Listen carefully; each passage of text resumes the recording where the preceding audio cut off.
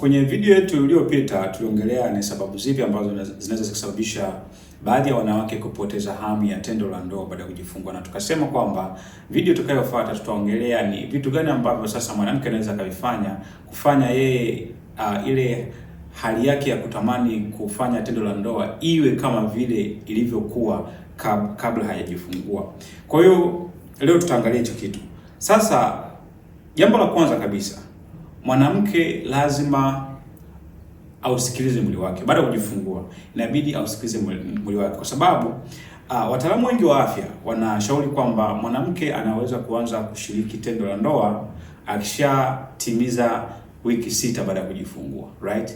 Sasa inawezekana mwingine zinafika zile wiki 6 bado hajihisi vizuri, mwili wake bado anahisi haujakaa sawa, lakini kwa kuwa labda daktari amemwambia bwana anaweza akaanza kushiriki tendo la ndoa baada akishafikisha wiki 6, akaanza kujipush ili hali bado hajarikawa vizuri. Kwa jambo la kwanza, ndiyo tendo la ndoa ni muhimu katika kuleta ule muunganiko kati ya mme na mke, lakini mwanamke anabidi awe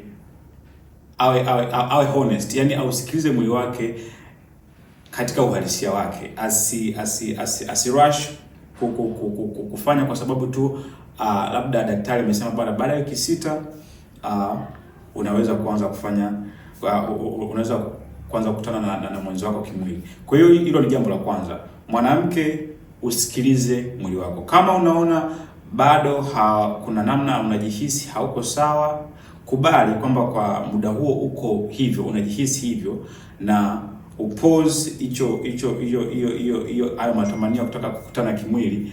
Halafu sasa ndio uanze kufanya sasa kufuata hatua ambazo zitakusaidia wewe sasa kurudi kwenye ile hali yako ya zamani ya kutaka kukutana kimwili na mwenzi wako kama ilivyokuwa kabla ya hujajifungua. Moja ya sababu ambayo tulisema inasababisha baadhi ya wanawake kupoteza hamu ya tendo la ndoa baada ya kujifungua ni mabadiliko ya kihormoni, kwamba wakati ameshajifungua mwili unakuwa unazalisha zaidi hormone ya prolactin ambayo ni kwa ajili ya kuzalisha maziwa, na ile hormone ya estrogen ambayo ndiyo inadili na hamu ya tendo la ndoa kwa mwanamke inakuwa viwango viko chini. Kwa hiyo sasa ili kujaribu kuleta ile hali ya mwanamke kutamani kukutana kimwili kama ilivyokuwa kabla, kuna baadhi ya vyakula mwanamke inabidi aanze kula ili kusaidia mwili wake kuongeza kiwango cha homoni za estrogen. Na hivyo vyakula ni kama samaki, mboga za majani kama spinach, lakini pia vitu kama mbegu za maboga, pia mbegu za zeti na matunda kama maparachichi. Kwa hivi vyakula sio kwamba tu vinaenda kufanya maajabu kwamba kisha kula ndo unarudi katika hali yako ya kawaida, no, ila vitausaidia mwili wako kujaribu kubalance zile hormone, kuongeza kidogo hormone ambazo zinakusaidia wewe kupata ile hamu ya kukutana kimwili kama ilivyokuwa kabla. Kwa hiyo kuna baadhi ya vyakula ukila inasaidia wewe kurudi kwenye ile hali yako ya kawaida ya kutamani kukutana kimwili na mwenzi wako kama ilivyokuwa kabla hujapata mtoto.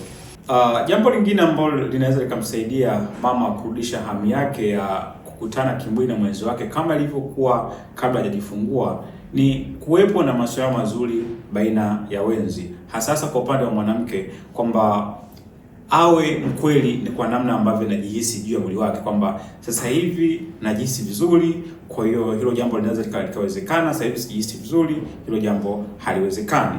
Kwa hiyo itamsaidia hata yule mwenzi wake kuona namna gani anamsaidia katika yani kutoka kwenye ile hali. Kunapokuwa kuna maelewano, tumisi kwamba kuna mazungumzo ambayo yatakuwa ni yana ile honesty ya kati yao, lakini pia kunatakiwa kuwe kuna ushirikiano, kusaidiana majukumu ya malezi, kwamba kwa sababu moja kitu ambacho kinamfanya mwanamke kupunguza ile hali ya matamanio ya kukutana kimwili pia ni uchovu. Kwa hiyo pia mwenzi wake inabidi awe anamsaidia baadhi ya majukumu ambayo anaweza kuyafanya kuhusu malezi ya mtoto, let's say labda kukaa na mtoto kwa kipindi fulani, yaani majukumu yote yale ambayo anaweza anaona anaweza kumsaidia na akampunguzia mzigo huyu mwanamke. Kwa hiyo pia nayo itamsaidia yule mama kupata ile ongezeko fulani hivi la yeye kutaka kukutana na mwenzi wake, sababu uchovu utakuwa umepungua. Lakini pia mnapokuwa na ile hali ya ushirikiano wa pamoja, kuna namna fulani inaongeza upendo, na upendo ukishaongezeka timisi kwamba jambo la kukutana kimwili linakuwa na urahisi zaidi kutokea. Lakini pia tulisema kwamba moja kati ya sababu ambayo inasababisha baadhi ya wanawake kupoteza hamu ya kukutana kimwili na wenzi wao baada ya kujifungua ni ule unyonge ambao wanauhisi baada ya miili yao kubadilika katika kiwango kikubwa sana tofauti na walivyokuwa hapo kabla. Sasa ili mwanamke aweze kuweza kurudi kwenye hali yake ya zamani ya kutamani kukutana na mwenzi wake kama ilivyokuwa zamani, anabidi pia akubali mabadiliko ya mwili. Kwamba mwanzo alikuwa ni binti, kwa mfano wale ambao ndo kwa mara ya kwanza wanakuwa wazazi, kwamba alikuwa ni binti, alikuwa ni msichana, lakini sasa hivi amekuwa mama, na kuwa mama kunakuja na some sacrifices. Kuna vitu ambavyo inabidi kwa kiasi fulani ukubali kuvipoteza ili wewe uwe mama. Kwa hiyo pia inabidi akubali kwamba sasa hivi hivyo ndivyo alivyo. Of course anaweza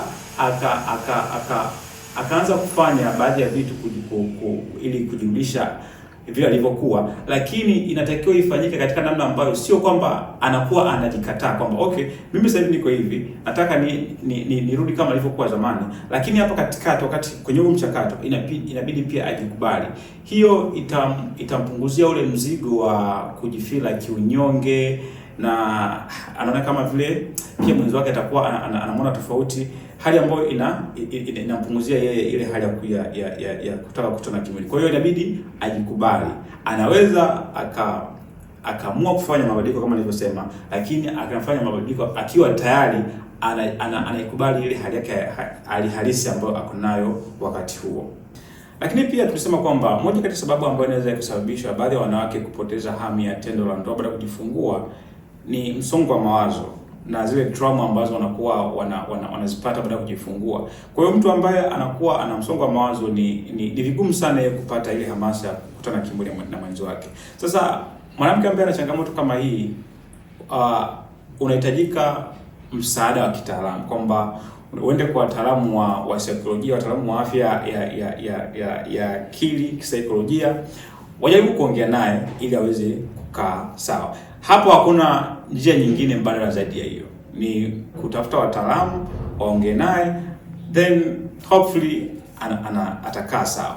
Kwa hiyo hivyo ni vitu ambavyo kwa ujumla wake vikizingatiwa kulingana na mahitaji ya kila mama vinaweza vikamsaidia mwanamke kuanza kuhisi yale matamanio ya kukutana kimwili na mwenzi wake kama ilivyokuwa kabla hajajifungua. Asante sana kwa kuwa nasi mpaka wakati mwingine.